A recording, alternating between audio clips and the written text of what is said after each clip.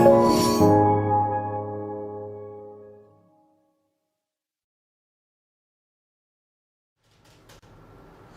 दोस्तों, जय हिंद, जय राजधानी। मैं हेमेंद्र शर्मा स्वागत करता हूं राजधानी एजुकेशन ग्रुप के यूट्यूब चैनल पर।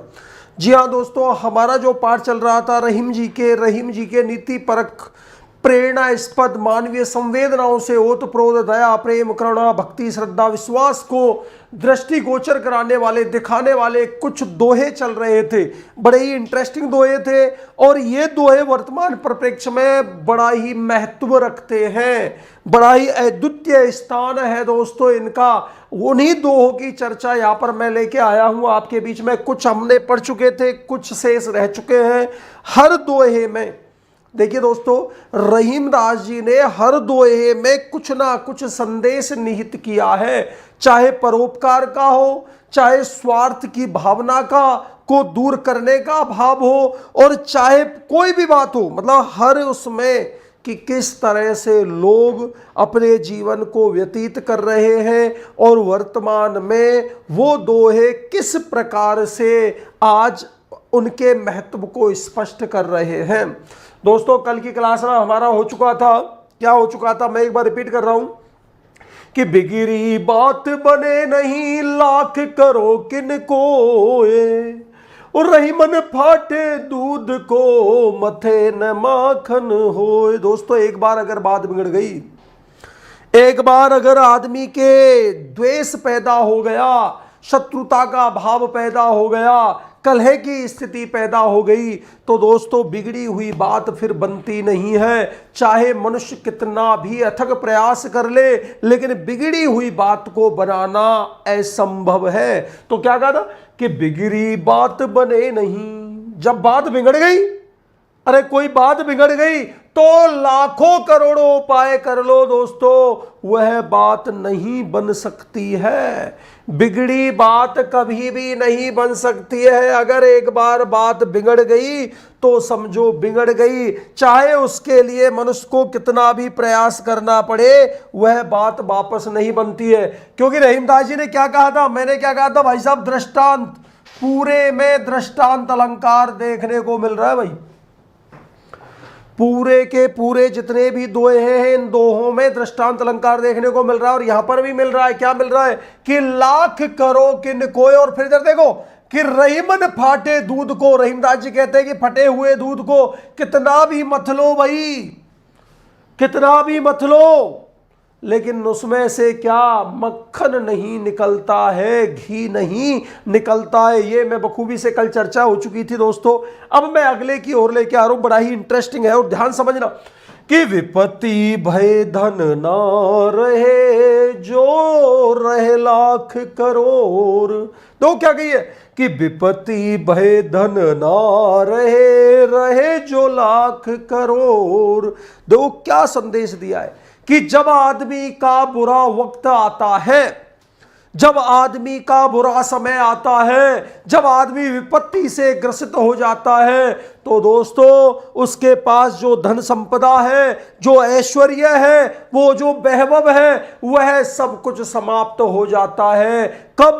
जब विपत्ति आती है। ध्यान समझना क्या बात कही है कि विपत्ति भय, जब विपत्ति का वक्त आता है, कष्ट पीड़ा परेशानी का, जब बुरा वक्त आता है, बुरा समय आता है दोस्तों, जब कष्ट पीड़ा का समय आता है दोस्तों, तो धन नहीं रहता, धन खत्म हो जाता है, लक्ष्मी स्वतः ही चली जाती है। जब विपत्ति का, कष्ट का, परेशानी का दौर चलता है। समझना आप क्या बात की है, कैसे? रहे लाख करोड़, चाहे आपके पास कितना धन था, लाखों करोड़ों में धन था, लेकिन दोस्तों जब विपत्ति आएगी तो वह धन आपके पास नहीं रहेगा। वह वैभव, वह ऐश्वर्य, वह कीर्ति, वह सम्मान आपका खत्म हो जाएगा। कब? जब विपत्ति का दौर चालू हो जाएगा, जब कष्ट परेशानी पीड़ाओं का समय प्रारंभ हो जाता है। कैसे भाई?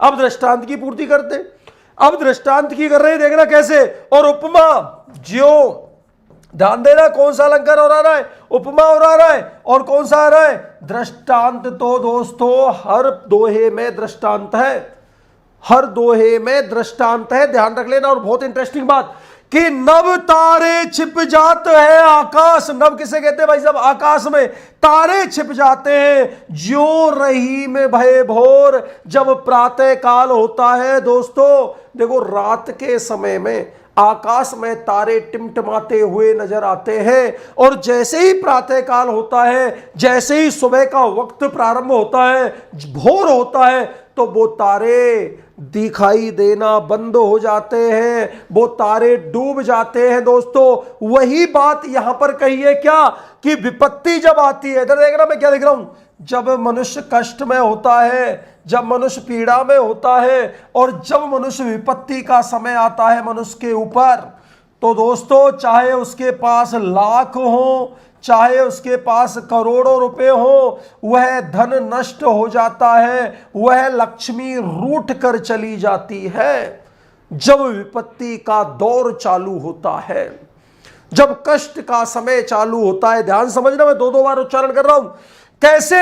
जैसे आकाश के तारे जब प्रातः काल होता है तो वो छिप जाते हैं, और रात्रि के समय में आकाश में टिमटिमाते हुए दिखाई देते हैं। लेकिन जैसे ही प्रातः काल हुआ, वो तारे क्या हो जाते हैं दोस्तों? छिप जाते हैं। तो भाव क्या है भाई? क्या भाव है? कि मनुष्य को कभी भी धन दौलत संपदा का अहंकार नहीं करना चाहिए, क्योंकि जब बुरा वक्त आएगा ना भाई, अब बुरा दौर चल रहा है इस समय, जब बुरा वक्त आएगा तो ये सारी संपदा, ये धन दौलत, ये ऐश्वर्य आपसे दूर भाग जाएगा, वो आपके समीप नहीं रहेगा। चाहे तुम करोड़ों उपाय कर लेना, चाहे तुम कितना भी प्रयास कर लेना, जब विपत्ति का समय आता है, कष्ट का समय आता है, बुरा दौर चालू हो जाता है, तो सब कुछ खत्म हो जाता है। ध्यान से समझना है दोस्तों, बहुत बढ़िया बात कही है इसमें। और फिर क्या कहा है? अगला बिंदु लेके आ रहा हूं आपके बीच में, देखो ध्यान देना। अगला बिंदु क्या कह रहा है आपसे? बहुत ही इंटरेस्टिंग चीज, कि क्या स्थिति बनी हुई है और कैसी स्थिति पैदा होती है। अक्सर क्या कहा है? मांगे घटत रहीम पद की तो करो बड़ी काम, हो तीन पैग वसुधा करो ताऊ बावने नाम। बहुत बढ़िया बात कही है भगवान विष्णु की, ध्यान समझना, बहुत ही इंटरेस्टिंग चीज। राजा बलि का नाम सुना होगा आपने, और बलि से भगवान विष्णु ने 3 पैग 3 कदम पृथ्वी मांगी थी। कि जब राजा बलि एक दानी राजा था, ध्यान समझना, बहुत अच्छी चीज समझने का प्रयास करना आप, कि राजा बलि जो थे एक दानी और वीर व्यक्तित्व के धनी थे। तो भगवान विष्णु ने सोचा कि भाई ये किस तरह से इतना अहंकार कर रहा है अपने दान का, तो वो स्वयं एक मानव का एक बौना, एक नाटा रूप छोटा रूप धारण करके पृथ्वी पर आ गए, और राजा बलि के सामने उपस्थित हो गए, और बलि से कहा कि भाई आप दानवीर हो, तो मैं आपसे दान मांगता हूँ, आप क्या मेरी जो मैं मांगूंगा क्या मुझे आप उसकी पूर्ति कर दोगे? तो राजा बलि दानी था, उन्होंने कहा बिल्कुल, क्यों नहीं करूंगा, आप मांगे क्या मांगते हो? तो उन्होंने कहा कि मुझे 3 पैर 3 कदम पृथ्वी की, जो मुझे 3 कदम वसुधा चाहिए, मुझे 3 कदम पृथ्वी चाहिए। तो भगवान ने वामन रूप लिया था, वामन अवतार लिया था, वो भगवान साक्षात भगवान आए थे। तो भाई साहब 3 पैग जब मांगे थे, तो आकाश पाताल और पृथ्वी 3 कदमों में तीनों चीजों को ले लिया उन्होंने, आकाश को, पाताल को और पृथ्वी को। तो भाई साहब जब से भगवान का नाम क्या रख दिया? वामन अवतार। क्या रख दिया भाई साहब? ध्यान देना, 52 अवतार में आए थे और 52 नाम रख दिया। वो प्रभु थे, ईश्वर थे, लेकिन आज भी भगवान को क्या कहा जाता है? 52 कहा जाता है, बौना कहा जाता है। भगवान विष्णु की बातें चल रही हैं, ध्यान से समझना। और क्या हुआ था? तो क्या कहा है यहां पे? संदेश क्या है? कि भाई एक बार मांगने से मान घट जाता है। ध्यान देना, भगवान ने भी आए थे, अरे भगवान वामन रूप लेकर यहां पृथ्वी पर आए थे, राजा बलि के सामने उपस्थित हुए। वह राजा बलि जो क्या था? बहुत बड़ा दानी था। उससे उन्होंने मांगे कि मेरे को 3 कदम पृथ्वी दे दे भाई। तो 3 कदम पृथ्वी में उन्होंने आकाश पाताल और पृथ्वी लोक को ले लिया। तो क्या कहा है उन्होंने? ध्यान से समझना कि मांगे घटत रहीम पद। रहीमदास जी कहते हैं भाई आपका जो स्थान है, पद कहते हैं स्थान, क्या होगा? मांगने से क्या हो जाता है? घट जाता है। ध्यान से समझना क्या बोल रहा हूं मैं। रहीमदास जी कहते हैं, देखो इधर देखना, एक आपने कभी शब्द सुना होगा अन्वय। अन्वय में क्या होता है कि शब्दों के तारतम्य को, अर्थ को जोड़ने के लिए शब्दों लास्ट वाला पहले ले लेते हैं, बीच वाला अंत में ले लेते हैं। इस तरह से जो लिया जाता है उसको कहा जाता है अन्वय। ध्यान समझना क्या बोल रहा हूं मैं, कि क्या कहा उन्होंने?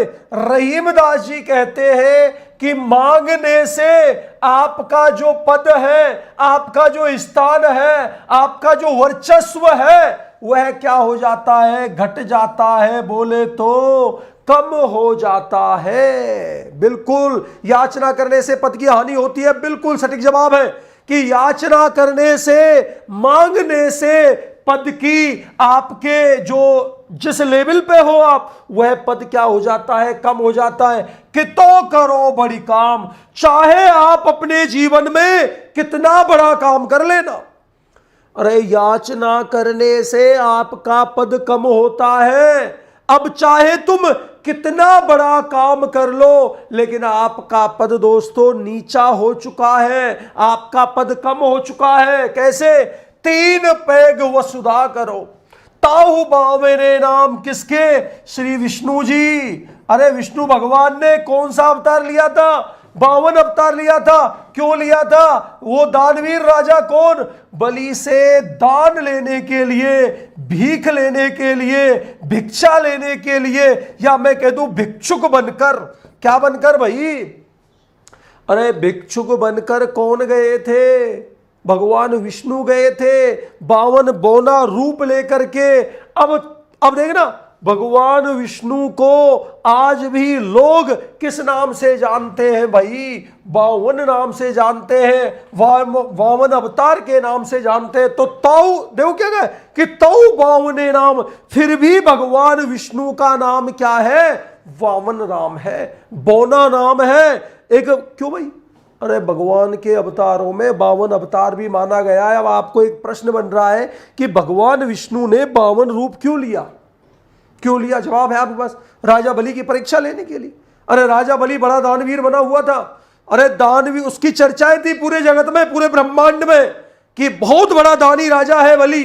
तो उसकी परीक्षा लेने के लिए भगवान विष्णु ने एक नाटा रूप लिया, बौना रूप लिया, और बौना रूप लेकर के बलि के सामने उपस्थित हो गए। राजा बलि ने कहा मांगो, क्या मांगते हो? राजा बलि को पता थोड़ी था, प्रभु रूप लेके आए। अरे 52 अवतार लेके आए कि भाई मुझे तो कुछ नहीं चाहिए। विष्णु ने कहा जो 52 रूप लेके गए हुए हैं कि मुझे 3 कदम पृथ्वी चाहिए।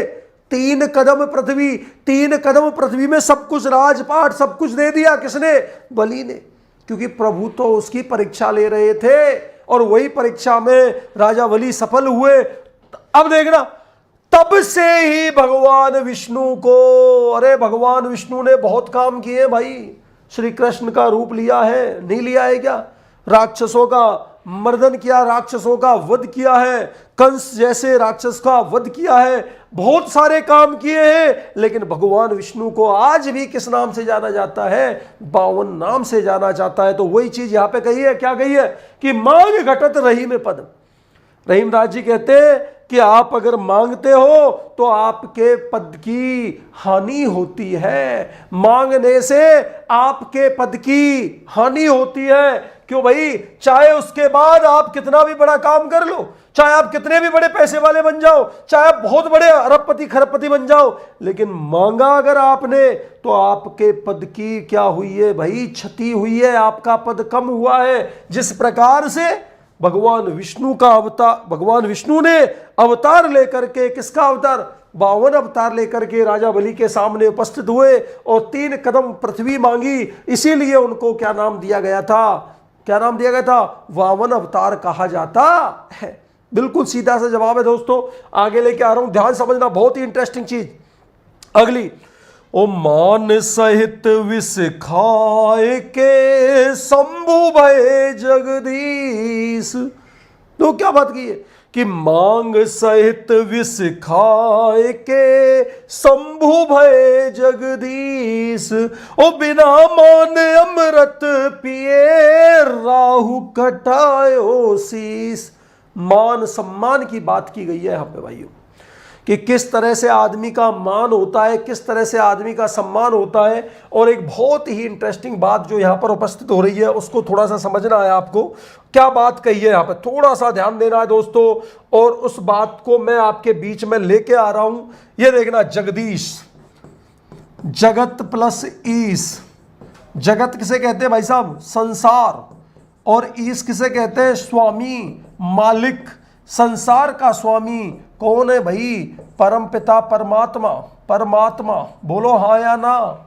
ओ भाई परमात्मा नहीं है क्या, संसार का स्वामी परमात्मा। अब देखना भाई साहब, जब समुद्र मंथन हुई थी, थोड़ा प्रसंग लेके आ रहा हूं, ध्यान समझना। जब समुद्र मंथन हुआ, समुद्र मंथन, ठीक है ना, क्योंकि जब समुद्र मंथन हुआ था तो वहां पर, अब समुद्र मंथन करने वाले कौन थे, देवता भी थे और दानव भी थे।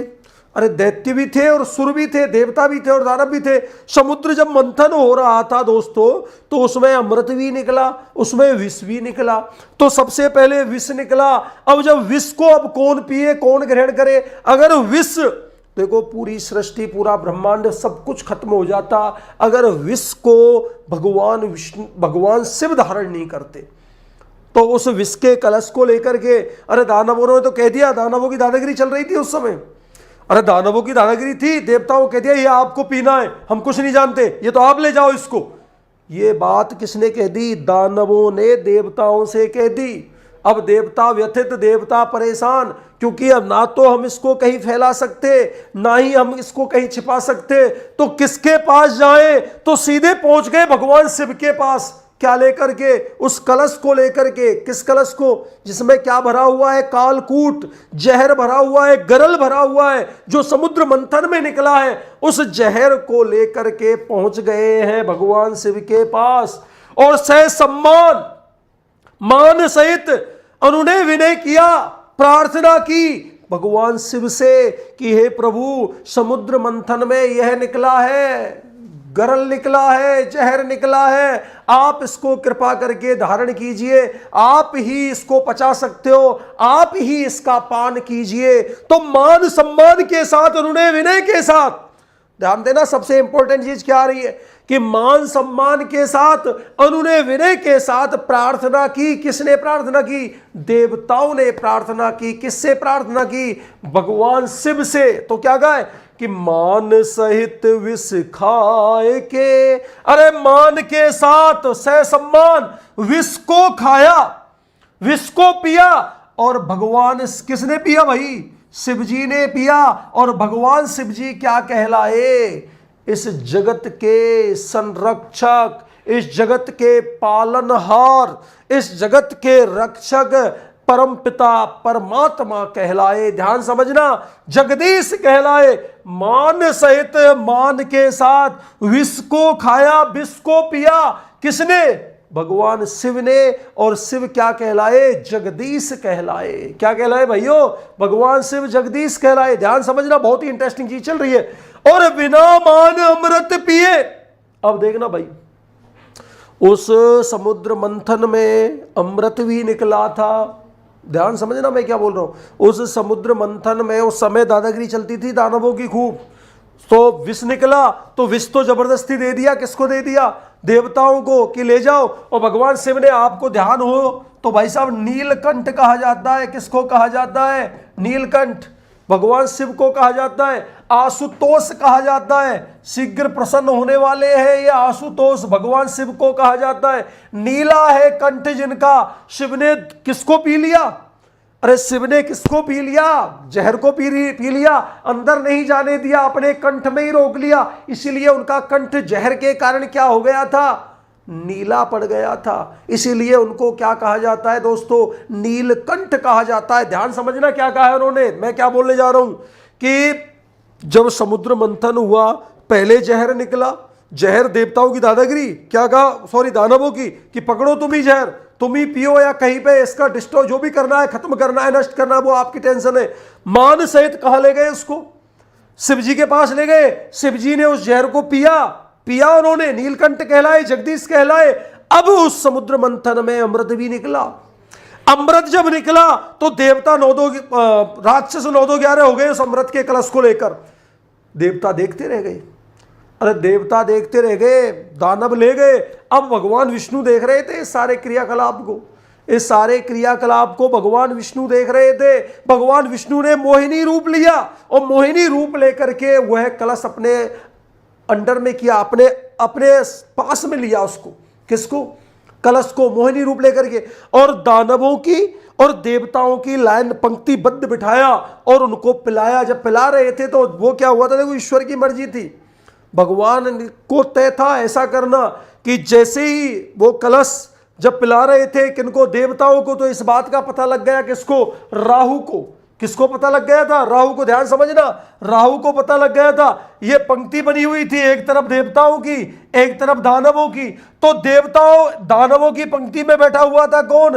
राहु। राहु को पता लग गया कि कुछ ना कुछ चीटिंग हो रही है, अरे कुछ ना कुछ गड़बड़ हो रही है, पता लग गया राहु को। और राहु चुपके से आकर किसकी पंक्ति में बैठ गया? देवताओं की पंक्ति में बैठ गया। भगवान विष्णु जो मोहिनी के रूप में थे, इस बात का उनको पता लग गया। जब देखा कि किसी राक्षस ने, राहु ने अमृत का पान कर लिया, तो अपने सुदर्शन चक्र से प्रहार किया और उसकी गर्दन को क्या कर दिया भाई? धड़ से अलग कर दिया। ध्यान से समझना कि बिना मान अमृत पिए, बिना मान के, अरे सम्मान के साथ थोड़ी बढ़ाया क्या? और राहु जी आप आइए, बैठिए, हम आपको अमृत पान करा रहे हैं। ऐसे था क्या? अरे ऐसे थोड़ी था। वो तो देख लिया राहु ने कि कुछ ना कुछ गड़बड़ चल रही है, तो वो पंक्ति में आ गया। किसकी में? तो बिना मान के आया था, बिना बुलाए आया था, कोई सम्मान नहीं था, बेकार में आया था, तो उसको खामियाजा भुगतना पड़ा। और किससे? सुदर्शन चक्र से भगवान विष्णु ने उस राहु के सिर को धड़ से क्या कर दिया भाई? अलग कर दिया। मतलब समझ गए भाई? अरे जहां मान है, सम्मान है, वहां जाइए, और जहां पर मान सम्मान नहीं है भाई, वहां पर बिल्कुल नहीं जाना चाहिए। कहने का मतलब यह है कि भाई जहां पर आपको लग रहा है कि यहां पर मेरे स्वाभिमान की रक्षा नहीं हो रही है, यहां पर मुझे मान सम्मान नहीं मिल रहा है, तो दोस्तों वह रास्ता बिल्कुल त्याग देना चाहिए। केवल जहां मान मिलता है, सम्मान मिलता है, वहां आप 10 बार जाओ, कोई दिक्कत नहीं है। और जहां पर आपकी कद्र नहीं है, जहां पर लोग आपको कुछ समझते नहीं है, वहां पर आपको बिल्कुल कदम नहीं रखना चाहिए। तो एक बार मैं हिंदी बोल रहा हूं, ध्यान समझना दोस्तों। समुद्र मंथन की बात चल रही है, अमृत निकला है, विष निकला है। विष से सम्मान किसके पास ले गए? शिव जी के पास ले गए। भगवान शिव ने जब दाप पिया तो जगदीश कहलाए, और जब राहु ने चीटिंग करके पिया, बोले तो राहु ने बिना बुलाए ही पिया, बिना अनुनय विनय के पिया, सम्मान के साथ नहीं पिया, तो उन्होंने भाई साहब अपने सिर को धड़ से अलग करवाया। बिल्कुल सीधा सा है, समान जीव व्यतीत करना चाहिए, बिल्कुल सहसम्मान जीवन व्यतीत करना चाहिए। समान नहीं बेटा, सहसम्मान जीवन व्यतीत करना चाहिए। आदमी को स्वाभिमान के साथ अपना जीवन जीना चाहिए, यह संदेश दे रहा है यह दोहा। तो मान सहित विष खाए के शंभु भये जगदीश। भगवान शिव ने सहसम्मान मान के साथ विष का पान किया, और भगवान क्या कहलाए भाइयों? जगदीश कहलाए, इस जगत के स्वामी कहलाए, इस जगत के स्वामी कहलाए। उसी प्रकार जब बिना मान के अमृत पिया किसने? राहु ने, तो राहु ने अपना क्या कटा लिया भाई? सिर कटा लिया। कहने का तात्पर्य यह है कि जहां मान है वहां मनुष्य को जाना चाहिए, जहां मान नहीं है वहां मनुष्य को कदम भी नहीं रखना चाहिए। आगे देखिए, बहुत ही अच्छा है। नेक्स्ट 2 ही रहे, ध्यान समझना। रही मन जहवा बाबरी, कह गई सरक पताल, हो आप तो कह भीतर रही, जूता खात कपाल। देखो इसमें जिब्रा के बारे में, वाणी के बारे में क्या कहा है कवि ने, बहुत अच्छी बात कही कि रहीमन जिव्रा बावड़ी, कि रहीमदास जी कहते हैं कि जीव जो है ना, ये वाणी जो है ना, देखो आदमी को हमेशा वाणी पर, अपनी जीभ पर नियंत्रण रखना चाहिए। आप सद्वृत्ति पूर्ण वचन कहोगे, आप मीठ, देखो ऐसी वाणी बोलिए मन का आपा खोए, औरन को शीतल करे आपो शीतल होए। मनुष्य को हमेशा विनम्रता से युक्त, हमेशा शालीन व्यवहार से युक्त वार्तालाप करना चाहिए। देखिए मैं एक छोटा सा उदाहरण दे रहा हूं, बहुत ही अच्छा उदाहरण है कि भाई बिल्कुल सही जवाब है कि करे कोई भरे कोई, करता कोई है भरता कोई है। जीभ कह करके चली जाती है। कोई बाहुबली रास्ते में होकर के जा रहा है, अब बाहुबली रास्ते में होकर के जा रहा है और आपने उसको गाली निकाल दी। भाई कोई बाहुबली रास्ते में होके जा रहा है, आपने उसको गाली निकाल दी। गाली किसने निकाली? जीभ ने निकाली। लेकिन भाई साहब पिटता कौन है? कपाल। बोले तो जूत किसके पड़ते हैं? इसके सिर के पड़ते हैं। जीभ तो अंदर चली गई है और 32 गेट वाला ताला और लगा लिया भाई साहब उसने। नहीं समझ भाई, जीभ ने गाली निकाली, समझना। और अब सुनना ध्यान से, समझना ध्यान से। आपकी विनम्रता, आपके सदाचार पूर्ण वाणी लोगों को और आपको क्या करती है भाई? संतुष्ट करती है, बिल्कुल संतुष्ट करती है दोस्तों। तो ये रहीमदास जी कहते हैं कि ये जीभ जो है ना, ये बड़ी बावली है। ये खुद तो कह करके अंदर चली जाती है, ये खुद तो कुछ भी कह करके अंदर चली जाती है, लेकिन भाई साहब जूते खाने का, जूत खाने का आप कहे भीतर रही। आप तो कह करके अंदर चली गई और जूता कौन खाता है भाई? कपाल खाता है। अरे भाई जीभ को निकाल करके उसके जूते देते हैं कि भाई जीभ ने कहा था। ऐसे होता है क्या? मैंने अभी उदाहरण दिया था, बाहुबली जा रहा है, आपने गाली निकाली तो आप पिटोगे तो कहां पड़ेंगे? सबसे पहले जूते सिर पे पड़ेंगे। तो सिर ने थोड़ी किया है कुछ, कर कोई रहा है, भर कोई रहा है। भाई साहब कर कोई रहा है, भर कोई रहा है। जीभ ने किया, भरा किसने? कपाल ने। बोले तो सिर पर जूते पड़े। तो कहने का मतलब यहां पर क्या है कवि का? कि मनुष्य को सदैव कैसे भाई साहब पूर्ण रूपेण अच्छे आचरण के साथ, शालीनता के साथ, अच्छे प्रवचनों के साथ, श्रेष्ठ मधुर वाणी के साथ बोलना चाहिए। सह सम्मान आदर करना चाहिए। किसी को बेकार में, फालतू में किसी से अपशब्द, बुरी बातें, गाली गलौच नहीं करनी चाहिए। क्योंकि यह जीभ से जो गाली निकलती है, जीभ तो कह कर के अंदर चली जाती है, लेकिन भोगना किसको पड़ता है भाई? सिर को भोगना पड़ता है। अंतिम पद में आपके बीच में लेके आ रहा हूं, बड़ा इंटरेस्टिंग है, ध्यान समझना थोड़ा सा, बिल्कुल सीधा सा। क्या है देखो, अमृत से वचन को रही मन रिस की गांस। बहुत बढ़िया बात कही है भाई। देखने क्या कहा कि अमृत ऐसे वचन को रही मन रिस की गांस, ओ जैसे मिस्र हूं मैं मिली नीरस फांस की, बांस की फांस। दो क्या कहा है? मिस्री जो होती है ना, मिस्री में बांस की तिल्लियां पड़ी हुई होती हैं। मिस्री में बांस की तिल्लियां, ताकि उसकी पकड़ को मजबूत कर सके। मिस्री में बांस की तिल्लियां डालने का कारण यह होता है कि मिस्री की पकड़ मजबूत हो सके। अब देखना ध्यान से क्या कहा है यहाँ पे, कभी क्या कहना चाहता है कि अमृत ऐसे वचन में, आप मधुर वाणी में बोल रहे हो, मधुर वाणी का इस्तेमाल कर रहे हो, अमृत रूपी वचन बोल रहे हो, परोपकारी श्रेष्ठ वचनों का प्रयोग कर रहे हो, शालीनता के साथ आप अपने शब्दों का प्रयोग कर रहे हो, शालीनता के साथ आप बोल रहे हो। तो दोस्तों ध्यान देना मैं क्या बोल रहा हूं, शालीनता के साथ आप आचरण कर रहे हो, वचन बोल रहे हो। अब उसमें अगर क्रोध है, अगर उसमें क्या है भाई?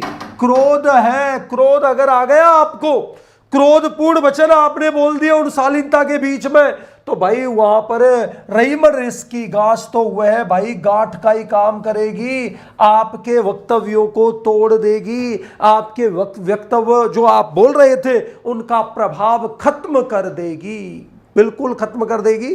कैसे? कि आप बड़े माधुर्यपूर्ण, बड़े ही शालीनता के साथ आप किसी से वार्तालाप कर रहे हो, किसी के साथ डिस्कस कर रहे हो, बातें कर रहे हो। अब उसमें आपका क्रोध जो है वह क्रोध, रहीमदास जी कहते हैं क्रोध पूर्ण आचरण, क्रोध पूर्ण वाणी आपके किए कराए को समाप्त कर देता है, बिल्कुल कर देता। और क्या कहा, जैसे मिश्रों में मिली, जिस प्रकार से मिश्री, किसमें भाई, मिश्री, मिश्री बोले तो ओ भाई, मिश्री बोले तो क्या होता है, मिठास से युक्त, मैं कह दूं मीठा, मीठी कोई चीज है मिश्री। मिश्री को, मिश्री की पकड़ को क्या करने के लिए, मजबूत बनाने के लिए जो मिश्री बनाते हैं ना लोग, उसमें क्या डालते, बांस की तिल्ली, पतले पतले से बांस के वो डालते हैं। जब हम वो खाते हैं और खाते खाते, एक तो मीठी चीज, जैसे ही बांस का वो तिल्ली आती है वैसे ही हमारा मन खराब हो जाता है और हम उस बांस की तिल्ली को क्या कर देते हैं, फेंक देते हैं। उसी प्रकार से मीठे वचन जब चल रहे हैं और उसमें क्रोध की अगर कोई बात आ गई है दोस्तों, तो उस क्रोध की बात की निंदा कर देनी चाहिए, या उस क्रोध को क्या कर देना चाहिए भाई साहब, त्याग देना चाहिए। बिल्कुल सीधा सा जवाब आपके पास होना चाहिए दोस्तों। ये कुछ क्लिष्ट शब्द या कठिन शब्द की चर्चा कर लेता हूं, रहीमदास जी पूरे हो चुके हैं और बिल्कुल सीधे से जवाब आपको देने हैं, समझने हैं। कुछ इंपॉर्टेंट क्वेश्चन भी मैं आपके बीच में लेके आऊंगा, उनकी भी चर्चा आपसे की जाएगी, थोड़ा सा ध्यान देना भाई साहब। लघु यानी छोटा, देख लो आप, ये बुक्स है आपके पास। तरवर यानी तलवार, तरवर तालाब, तरवर नहीं खाते है सरोवर पिए नहीं पान। तरवर, तरवारी यानी, देखो इधर ये शब्द कहाँ आया था आपको याद हो तो पहले में, ध्यान समझना क्या बोल रहा हूं मैं। कदली यानी होता है केला, सीप यानी सीपी, भुजंग यानी सर्प सांप, स्वाति एक नक्षत्र का नाम है भाई, एक नक्षत्र का नाम है स्वाति। नक्षत्र में होने वाली वर्षा की बूंद जब केले पर गिरती है, वापस सुनना, मैं अभी 5-7 क्वेश्चन पूछूंगा आपसे, उनका जवाब देना। जब केले पर गिरती है दोस्तों तो क्या हो जाती है, फटाफट जवाब दें। जब केले पर गिरती है तो क्या बनती है, और वही चीज देखना, केले पर गिरती है तो कपूर बन जाती है, वही चीज सीपी में गिरती है तो क्या बन जाती है, मोती बन जाती है, और वही चीज दोस्तों सर्प के मुंह में गिरती है तो गरल बन जाती है, जहर बन जाती है, कालकूट बन जाती है। ध्यान समझना है और बिल्कुल दिमाग में रखना है आपको दोस्तों। अब देखना, आपको काज माने कार्य होता है, कुसंग यानी होता है बुरी संगत, विष यानी होता है जहर, और बादर बादल, वसुधा पृथ्वी या धरनी धरा भूमि, कुछ भी कह सकते हो। वामने बोले तो वामन, किसने लिया था वामन रूप, अरे वामन रूप किसने लिया था, भगवान विष्णु ने। किसने लिया था, भगवान विष्णु ने। विष्णु ने क्यों लिया वामन रूप बताओ, किसकी परीक्षा लेने के लिए, राजा बलि। राजा बलि कैसा था, एक दानी राजा था। ध्यान से समझना है, ये बन रहे प्रश्न आपके, ये छोटे छोटे प्रश्न बनेंगे, थोड़ा सा ध्यान देना है आपको, ठीक है जी। राजा बलि जो था, फिर क्या था इसमें, पैग यानी पैर या कदम, जेहवा यानी जीभ, और देखिए इधर रिस यानी क्रोध, मिश्रियों यानी मिश्री, कपाल यानी सिर, नीरस यानी रसहीन।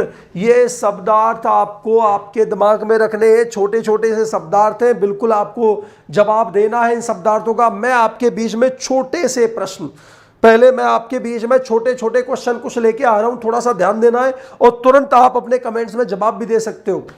प्रश्न नंबर 1, रहीम ने छोटे व्यक्तियों के महत्व को किस प्रकार बताया है।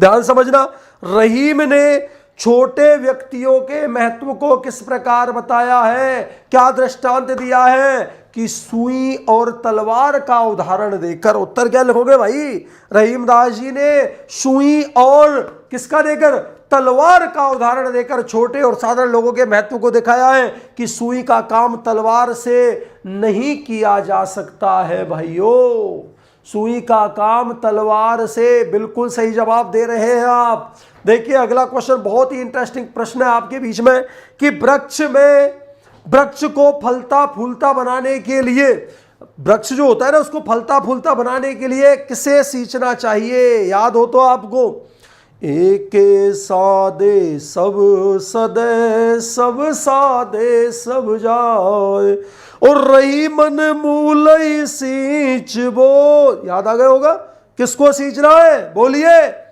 अरे जड़ को ही सींच लो ताकि पूरा का पूरा क्या हो जाए भाई, चारों ओर से बोले तो वृक्ष में फल फूल पत्ते सबको क्या मिल जाए भाई, जल मिल जाए। बिल्कुल सीधा सा जवाब आपको देना है दोस्तों। रहीम ने, एक प्रश्न लेके आ रहा हूं अगला, रहीम ने स्वाति की बूंद के द्वारा क्या सीख दी है? रहीमदास जी ने स्वाति नक्षत्र की एक बूंद दी है ना, उसके बारे में क्या सीख दी है? क्या कहा है कि भाई जो लोग हैं ना वो संगति करेंगे, जैसी संगति करेंगे वैसे ही बन जाएंगे। अगर दुष्टों की संगत में रहेंगे तो दुष्ट बन जाएंगे, सज्जनों की संगत में रहेंगे तो सज्जन कहलाएंगे। आपके कमेंट्स तुरंत आने चाहिए। मैं अगला क्वेश्चन लेके आ रहा हूं आपके बीच में। बड़ों की विशेषता क्या होती है? तुरंत दोहा भी आपके दिमाग में हो जाना चाहिए। बड़े बड़ाई ना करे, बड़े ना बोले बोल, और रही मन हीरा कब कहे, लाख टका मेरो मोल। जवाब है आपके पास कि बड़ों की विशेषता क्या होती है कि बड़े लोग अपने मुख से अपनी प्रशंसा नहीं करते, अपने मियाँ मिट्ठू नहीं बनते, खुद की बढ़ाई खुद नहीं करते। बिल्कुल सही जवाब है आपका दोस्तों, बिल्कुल सटीक जवाब, बिल्कुल पाठ आपके समझ में आ रहा है। नेक्स्ट अगला क्वेश्चन मैं आपके बीच में लेके आ रहा हूं, जरा जवाब देना मेरे को, ध्यान समझना। पहले प्रश्न, आज विराम दे रहा हूं इस पाठ को, कल हमारा चलेगा बिहारी, बड़ा इंटरेस्टिंग पाठ, बड़े तगड़े विद्वान की दोहे चलेंगे हमारे बीच में और बड़ा आनंद आने वाला है, क्योंकि गागर में सागर भरा है बिहारी जी ने। तो ध्यान समझना क्या बोल लेके आ रहा हूं मैं आपको कि बिगड़ी बात बने नहीं, याद आ गया होगा पद सबको, बिगड़ी बात बने नहीं, कवि रहीम के इस कथन का क्या आशय है? अरे ये छोटे छोटे प्रश्न आपके आएंगे, चर्चा करूं या नहीं करूं आपसे, सोचो आप कि बिगड़ी बात बने नहीं, कवि रहीम ने इस कथन जो दिया इसका क्या आशय है बताइए? तो इस कथन का आशय यह है कि भाई एक बार व्यक्ति की छवि धूमिल हो जाने पर, अगर एक बार व्यक्ति की छवि धूमिल हो गई ना तो उसको बना पाना संभव नहीं है। बिगड़ी बात बने नहीं, लाख करो किन कोय, रहीमन फाटे दूध से मथे ने माखन होए।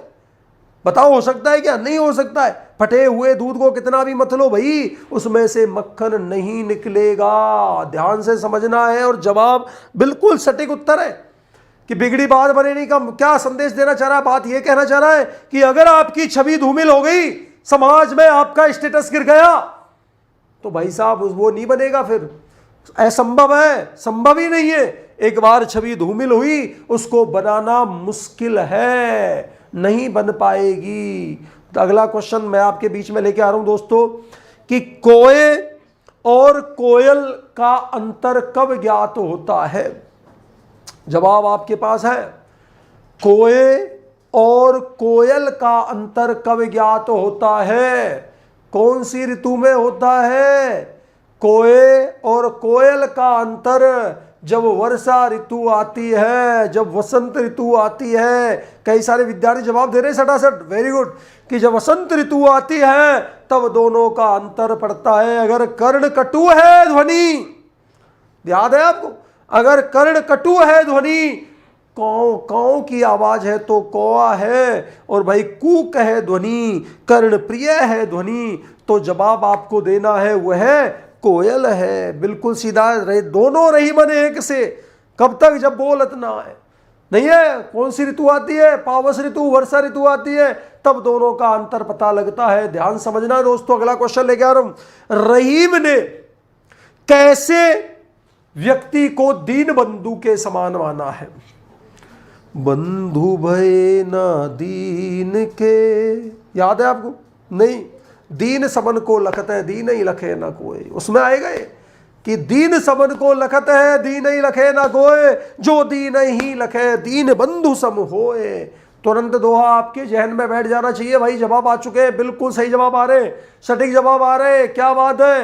रहीमदास जी का क्या मानना है कि जो व्यक्ति दीन बंधुओं की, गरीबों की सेवा करता है, गरीबों पर ध्यान देता है, उनकी सहायता करता है, वह दीन बंधु के समान होता है, वह परम पिता परमात्मा के समान होता है। बिल्कुल जवाब है आपका सही। परफेक्ट, आप समझ रहे हो। इसका मतलब अगला क्वेश्चन लेके आ रहा हूं, ध्यान समझना कि कुसंग का प्रभाव किन लोगों पर नहीं पड़ता। कुसंग का प्रश्न सुनना, बुरी संगत का, कुसंग का प्रभाव किन लोगों पर नहीं पड़ता। चंदन विष व्यापे नहीं, लपटे रहते भुजंग। अब उत्तर ये नहीं दे, मैं तो पद बोल रहा हूं, अरे मैं तो दोहा बोल रहा हूं, उससे रिलेटिव, उससे संबंधित कुसंग का प्रभाव किन लोगों पर नहीं पड़ता है। कि रहीमदास जी वो कहते हैं जिनका स्वभाव कैसा होता है, श्रेष्ठ होता है, उत्तम होता है। बिल्कुल सटीक जवाब है, सज्जन लोगों पर, अच्छे लोगों पर कुसंग का प्रभाव बिल्कुल नहीं पड़ता दोस्तों, बिल्कुल नहीं पड़ता। दोनों मैंने बताया था आपको, बिल्कुल सीधा सा जवाब देना है आपको। जो सज्जन लोग हैं, उत्तम चरित्र वाले लोग हैं, श्रेष्ठ लोग हैं, सबके जवाब सटीक है, सबके जवाब सही है। श्रेष्ठ कह लो, सज्जन कह लो, उत्तम चरित्र वाले व्यक्ति कह लो, सब उन पर, उत्तम स्वभाव वाले लोगों पर कुसंग का प्रभाव नहीं पड़ता। अगला क्वेश्चन लेके आ रहा हूं दोस्तों, सज्जनों की तुलना रहीम ने किससे की है। सज्जनों की तुलना रहीमदास जी ने किससे की है। रूठे सुजन मनाइए जो रूठे सोमार, और रही मन क्या कहा, टूटे मुक्ताहार, रही मन फिर पोइए टूटे मुक्ताहार।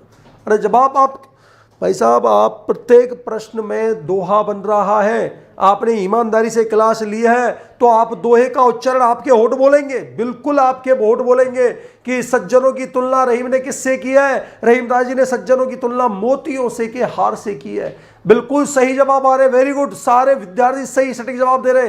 किससे की गई है भाई साहब, मोतियों के हार से की गई है। और सज्जनों की संपत्ति किसके काम आती है भाई, अगला क्वेश्चन आ गया है।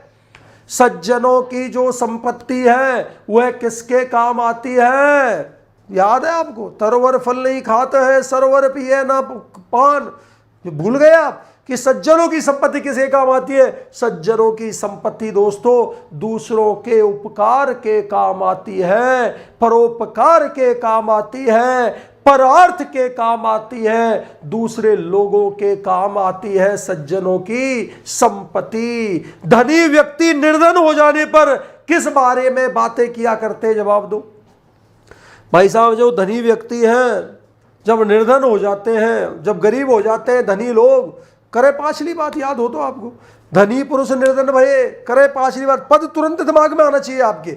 ध्यान समझना क्या बोल रहा हूं मैं, कि धनी व्यक्ति निर्धन हो जाने पर किस बारे में बातें करते हैं, अपने पिछले दिनों के बारे में बातें करते हैं। किन की बातें करते हैं भाई, अपने पिछले अतीत को याद करते हैं, वो अतीत की बातें करते हैं। और बातें भी कैसे करते हैं, बढ़ा चढ़ा करके वर्णन करते हैं उन बातों का, उन बातों का बढ़ा चढ़ाकर वर्णन करते हैं। चलो बताओ, अगला क्वेश्चन लेके आ रहा हूं कि आंखों से टपकने वाले आंसू क्या प्रकट किए कर देते हैं।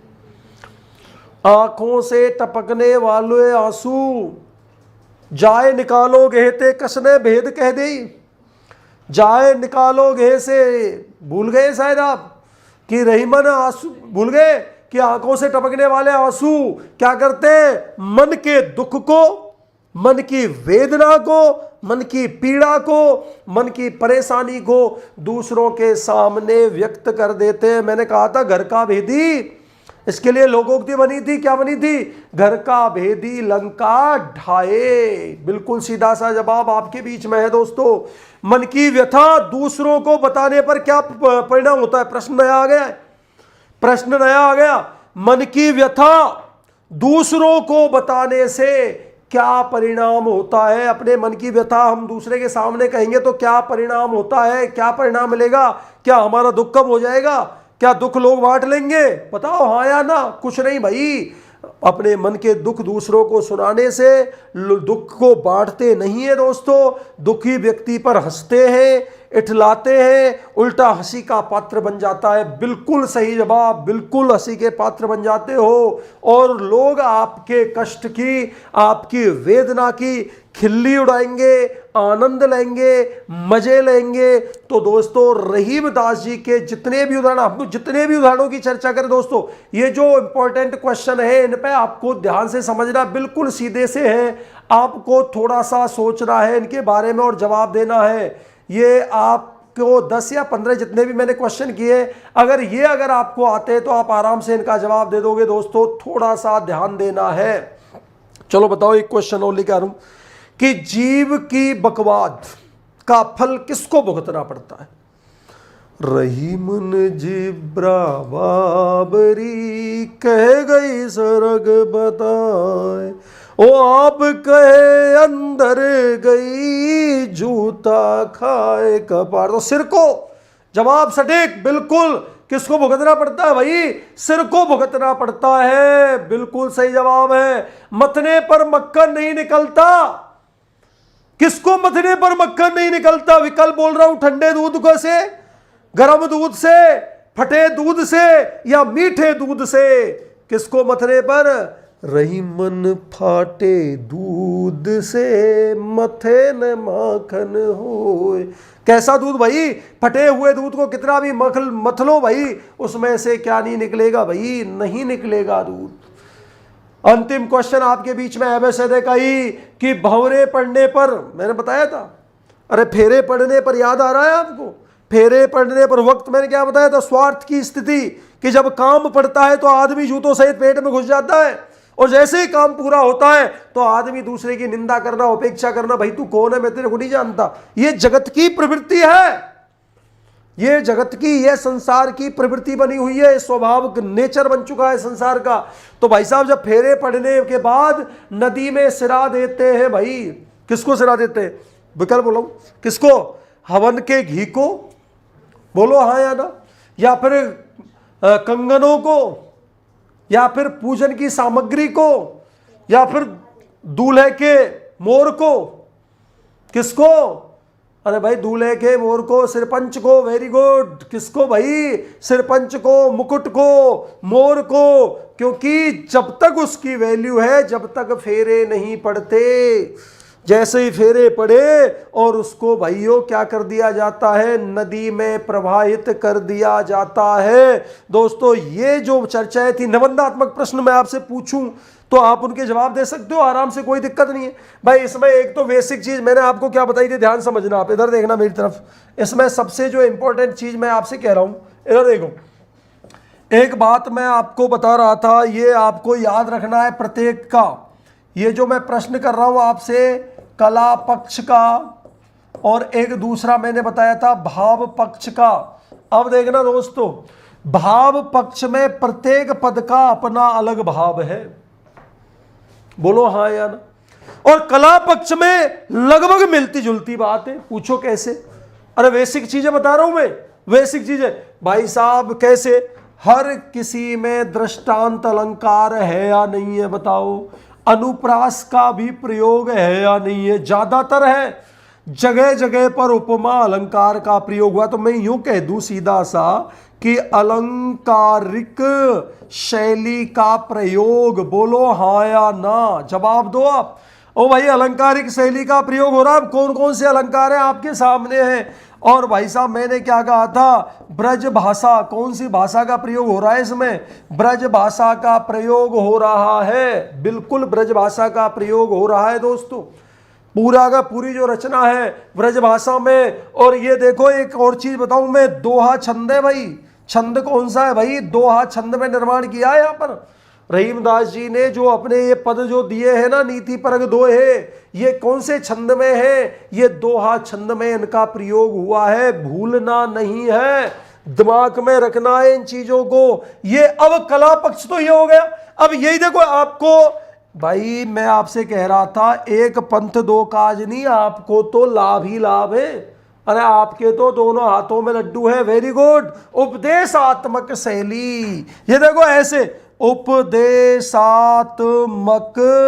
शैली, कौन सी शैली है बताओ? उपदेशात्मक शैली है कि नहीं है? बताओ बताओ। संदेशात्मक विचारधारा है कि नहीं? संदेश दिया है प्रत्येक पद में, प्रत्येक पद में संदेश दिया है दोस्तों।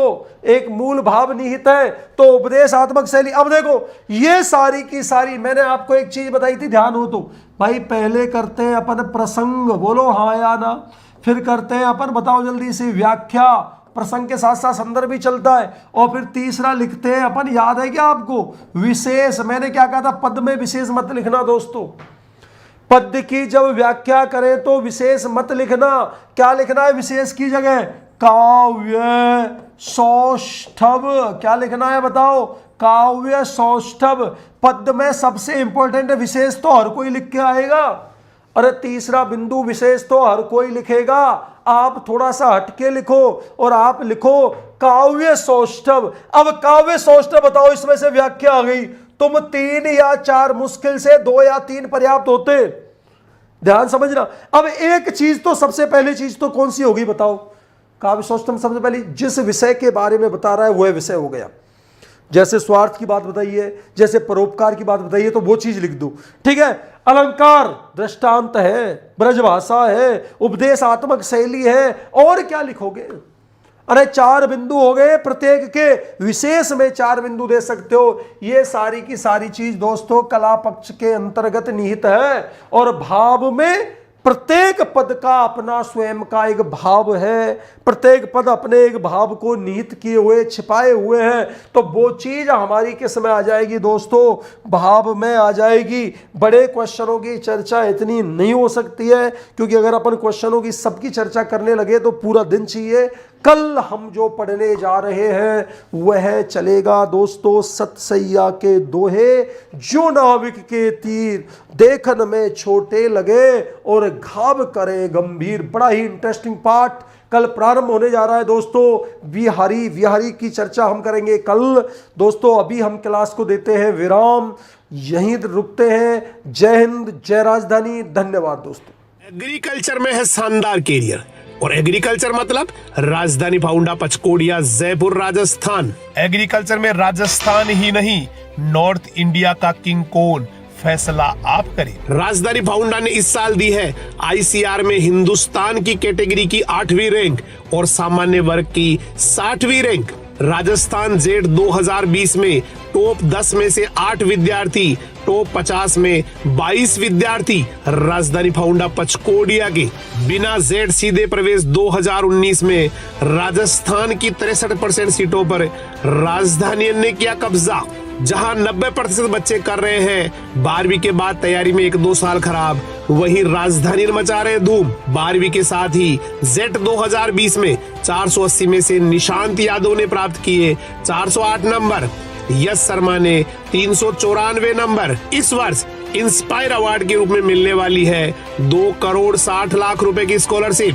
कक्षा 12 के परिणाम में 97% या अधिक एक विद्यार्थी, 95% या अधिक 3 विद्यार्थी, 94% या अधिक 7 विद्यार्थी, 93% या अधिक 11 विद्यार्थी, 90% या अधिक 40 विद्यार्थी, और वो भी ओवरऑल। ऑप्शनल सब्जेक्ट में 100% लाने वाले 2 विद्यार्थी, 99% या ज्यादा लाने वाले 3 विद्यार्थी, 97% या अधिक लाने वाले 19 विद्यार्थी, 90% या अधिक लाने वाले 163 विद्यार्थी। 10वीं से 12वीं साइंस व एग्रीकल्चर में अजय कुमार मीणा ने की 39% की रिकॉर्ड वृद्धि, रिंकू यादव ने की 37% की वृद्धि, नरेश पाटीदार ने 36% की वृद्धि। प्रकृति की गोद में 10 बीघा में फैला विशाल कैंपस, आधुनिक सुख सुविधा से युक्त separate girls and boys hostels. राजधानी education group पचकोड़िया YouTube channel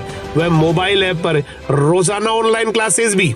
ICR, Z, BHU, agriculture supervisor 11-12 class के ऑनलाइन कोर्सेज भी उपलब्ध 11वीं 12वीं के साथ, और इसके बाद भी ICR, जेड, BHU की क्लासेज उपलब्ध। राजधानी एजुकेशनल ग्रुप पचकोड़े जयपुर में शामिल है राजधानी साइंस धारा for preparation of NEET JEE, Rajdhani foundation for preparation of ICR, Z, BHU, Rajdhani public senior secondary school for all academic classes, Rajdhani girls and boys hostel with modern facilities और residential block. साथ ही visit करें www.rajdanigroup.in। Helpline number 9314130130, call 9001001314। Agriculture में है शानदार career, और agriculture मतलब राजधानी फाउंडा पचकोड़िया जयपुर राजस्थान। एग्रीकल्चर में राजस्थान ही नहीं, नॉर्थ इंडिया का किंग कौन, फैसला आप करें। राजधानी फाउंडा ने इस साल दी है ICR में हिंदुस्तान की कैटेगरी की 8वीं रैंक और सामान्य वर्ग की 60वीं रैंक। राजस्थान जेड 2020 में टॉप 10 में से 8 विद्यार्थी, टॉप 50 में 22 विद्यार्थी राजधानी फाउंडा पचकोडिया के। बिना जेड सीधे प्रवेश 2019 में राजस्थान की 63% सीटों पर राजधानी ने किया कब्जा। जहां 90% बच्चे कर रहे हैं 12वीं के बाद तैयारी में 1-2 साल खराब, वहीं राजधानी मचा रहे धूम। 12वीं के साथ ही जेट 2020 में 480 में से निशांत यादव ने प्राप्त किए 408 नंबर, यश शर्मा ने 394 नंबर। इस वर्ष इंस्पायर अवार्ड के रूप में मिलने वाली है 2,60,00,000 रुपए की स्कॉलरशिप। कक्षा 12 के परिणाम में 97% या अधिक एक विद्यार्थी, 95% या अधिक 3 विद्यार्थी, 94% या अधिक 7 विद्यार्थी, 93% या अधिक 11 विद्यार्थी, 90% या अधिक 40 विद्यार्थी और वो भी ओवरऑल। ऑप्शनल सब्जेक्ट में 100% लाने वाले 2 विद्यार्थी, 99% या ज्यादा लाने वाले 3 विद्यार्थी, 97% या अधिक लाने वाले 19 विद्यार्थी, 90% या अधिक लाने वाले 163 विद्यार्थी। 10वीं से 12वीं साइंस व एग्रीकल्चर में अजय कुमार मीणा ने की 39% की रिकॉर्ड वृद्धि, रिंकू यादव ने की 37% की वृद्धि, नरेश पाटीदार ने 36% की वृद्धि। प्रकृति की गोद में 10 बीघा में फैला विशाल कैंपस, आधुनिक सुख सुविधा से युक्त separate girls and boys hostels. राजधानी एजुकेशन ग्रुप पचकोडिया यूट्यूब चैनल व मोबाइल ऐप पर रोजाना ऑनलाइन क्लासेस भी। ICR, Z, BHU, agriculture supervisor 11-12 class के ऑनलाइन कोर्सेज भी उपलब्ध 11वीं 12वीं के साथ और इसके बाद भी ICR, जेड, BHU की क्लासेज उपलब्ध। राजधानी एजुकेशनल ग्रुप पचकोड़े जयपुर में शामिल है राजधानी साइंस धारा for preparation of NEET JEE।